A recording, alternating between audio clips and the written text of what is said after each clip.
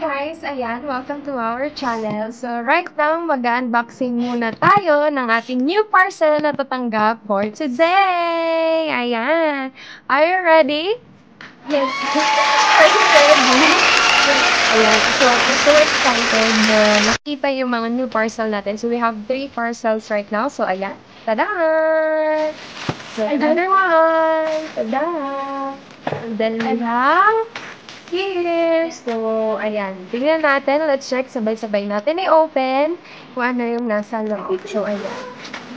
Ito, medyo ano siya rough siya. Matigas. So, tingnan natin yung first mystery box natin. So, let's open it. Wala.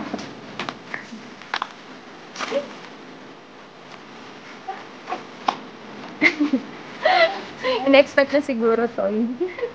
Paper is brown. So, ayan.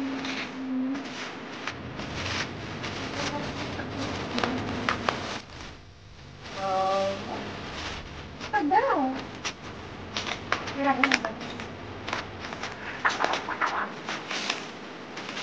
Ayan, this is our first this is our first product. So, ayan, item.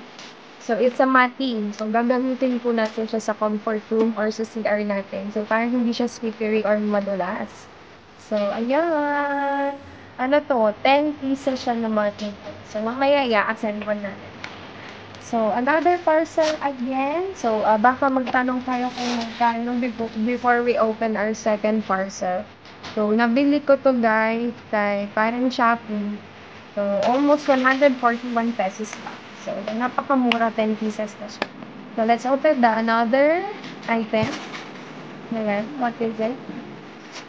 Ano to baseball bat. Pampalo sa makukulit na bata. Or, ano kaya? Ayan. Ito yung pang-rapper. Rapper. Rapper. So, let's open it. Ito, nabili ko lang to ng 106 pesos. Pero kung Mr. Shopee, Budol pang ay parang Shopee. Budol pang Oh my God, I'm so excited. Sticker ba ganyan? Ayan! It's a wall Yeah, it's a wall sticker. Ayan. Magiging maganda ng aking kitchen. Ayoko kasi ng color blue. Blue yung pinita nila. So, lagyan natin itong sticker nito. So, para medyo tawag nito? Medyo tayo. Maganda. Medyo maganda. Mapay na mo. Ayan. We have our third item. Ayan, ready na ako magbukas. So, eto, medyo siya. Fragile. Basta na siya. So, let's open it. Dalawa yung cover. Fragile nga kasi. Ito.